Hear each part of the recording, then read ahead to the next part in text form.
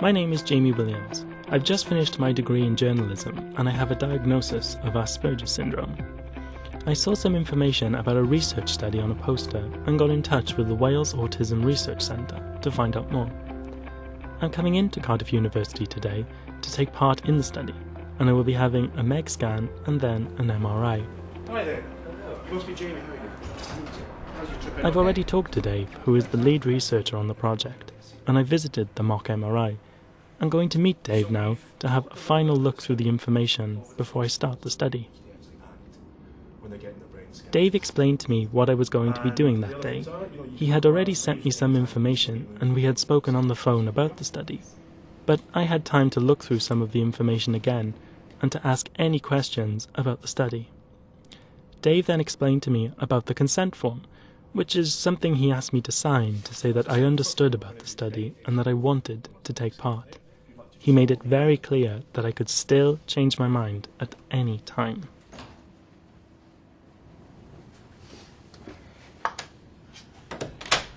Okay. Come on in. Yep. So this is us now in the MEG lab, and this is the most important part of the lab, the MEG scanner. Let me just show you what it looks like inside. Dave explained to me that the scanner is in a special room so that they can record the signals from my brain without any interference from things like mobile phones or computers. It seems like the signals that are recorded from my brains are really tiny. He then showed me where I would be sitting in the scanner and that I would be doing a task while I was in there. Dave had already shown me this task, so I knew what I would have to do. Old 1950s hair dryers. And then what we'll do then is go through the experiment exactly as you've been trained on. Okay? Okay. Why don't you come me over to here now? You want to just take a seat here, Jamie? I had to make sure that I didn't have any metal on me, because this could also interfere with the signals. And what I'm going to ask you also is just to make sure you don't have any metal, any wallets, any mobile phones still on you. Okay. Dave explained to me that he was going to stick some wires on my face that would help them to know where my head was in the scanner. That way, if I moved, they would be able to track it. He stuck the wires on with some tape. Dave took some photos when the wires were in place. This is to help the researchers work out which part of my brain the signal is coming from. Just watch your head when you go in. Okay. Now we find it's more comfortable if you try and get the small of your back right up against the back of the seat there. Ooh. Dave explained that he would move the chair up slowly so that I could get my head in the right place.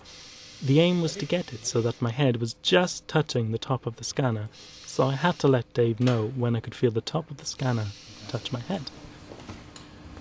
Now, another thing that we do to try and make To help me keep still, Dave put a chin rest in place. I could still move really easily, and if I wanted to, I could push the chin rest out of the way and get out. It did help me to know if I moved though, and I didn't need to think about keeping still. Dave then reminded me about what I needed to do during the task. He also reminded me that he would be able to talk to me during the scan. And use your index finger to indicate when you've made that decision. Happy? Comfortable? Yes, thank you. Great. So I'm going to go out. I'm going to close the door. If you remember, we've got the camera there. We've also got everything else as well.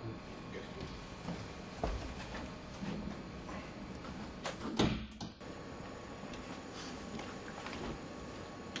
Hi Jamie, can you hear me okay? Okay, we're going to run through a very short noise test now. I would like you to open and close your eyes 3 times for me, please. That's good. You can see that first eye blink there, the second one there, and the third one there. Once all the checks were done, it was time for me to start the task. Dave told me when to start, and there were breaks during the task when he could check in on me. How was that? Come on, take a seat. You did fantastically. When it was finished, all I needed to do was take the wires off. This felt a bit like removing sellotape from your hand, and definitely wasn't as bad as taking off a plaster. Then the first scan was finished. Good, thank you very much. The scan wasn't as bad as I thought it might be. It looked a bit scary to start off with, but it was just like sitting in a peaceful room. It was reassuring to be able to talk to the researchers while I was in the room and to hear their voices over the intercom. It started to get a bit difficult to stay still towards the end of the scan, and the chin rest began to feel a bit annoying. Overall, though, it was okay. Okay, Jamie, that's us finished the MEG part of the experiment today. Thank you so much for coming in. It's lovely to meet you. If you'd like to just go and have a seat there, I'll make sure that my colleague Miriam comes out, and she's the one that's going to be taking you through the MR scan. Okay, thank you Okay, very much. thanks so much. Nice to meet you. Bye now. Bye-bye. Bye-bye. I was ready for a break before the next scan, so I sat in the reception area for a while. Hello, are you Jamie? Hello, yes. Hello, I'm Miriam. Nice to meet you. Lovely to meet you. Thank you very much indeed for agreeing Miriam then came up to meet me and took me down to the MRI waiting room for the next part of the study. After you, Jamie. Thank you very much. Have a seat. Thank you. So this is the MRI waiting area. So we've just First of all, Miriam showed me some information about the study. I had already seen all of this, but it was good to sit down with Miriam so I could ask any questions. We then filled in the safety form. The safety form is just to check that it's okay for me to go in the scanner. MRI is basically a giant magnet, so it's important that I don't go in there with any metal either in or on my body. So Miriam asked about whether I had any operations as well. She had asked me all these questions over the phone before I came in, but the researchers always check again. The researchers will also always ask for your doctor's details, so don't forget to bring those. Having spoken with Miriam, I was happy to take part in the study, so I signed the consent form. Miriam had already told me I could change my mind at any time. It was then time to empty all my pockets. Miriam checked with me to make absolutely sure that I had nothing with metal on me. Sling it in your way. I had to check all of my pockets and make sure that I didn't have anything made of metal in them, including things like coins and keys. I almost forgot my belt, but the researchers always make you double check. Great. I put all of this in a locker to keep it safe during the scan, and Miriam kept the key for me. Key safe throughout the scan for you. They also weigh you because the scanner needs this information. Perfect. Fantastic. Now we can just go through the questions on the second screening form.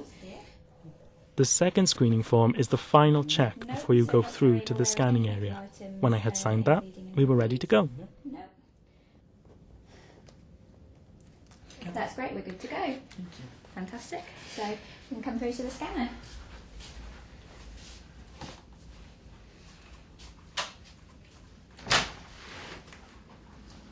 After you.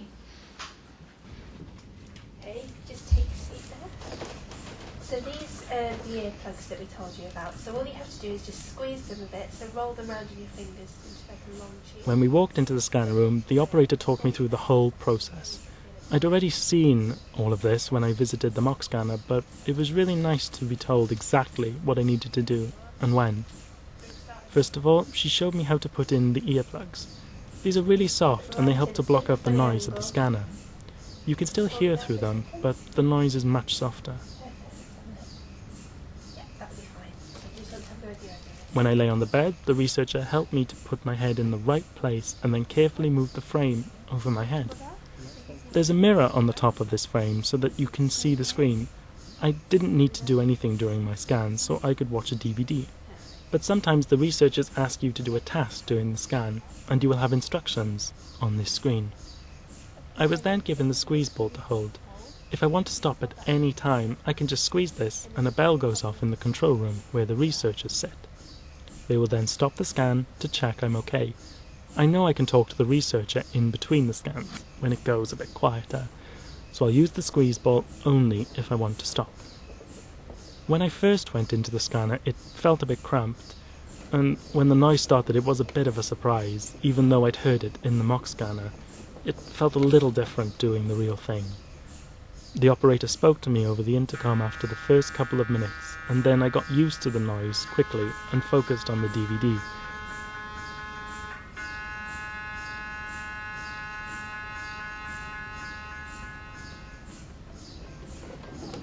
To be honest though, I was pretty tired, and because the pillows and blankets were so comfy, I fell asleep. I really hadn't expected that. I woke up just before the end.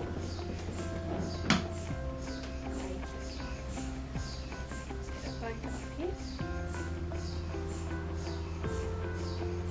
The experience was really quite relaxed, and the researchers talked me through every step and made sure I understood what was going to happen and what I needed to do. There were no nasty surprises, and everything was as had been explained. I'd be happy to have another MRI scan, but for now I enjoyed this unique experience. Great, thank you very much indeed. Nice to have met you. Take Take care. Thank you. Bye-bye.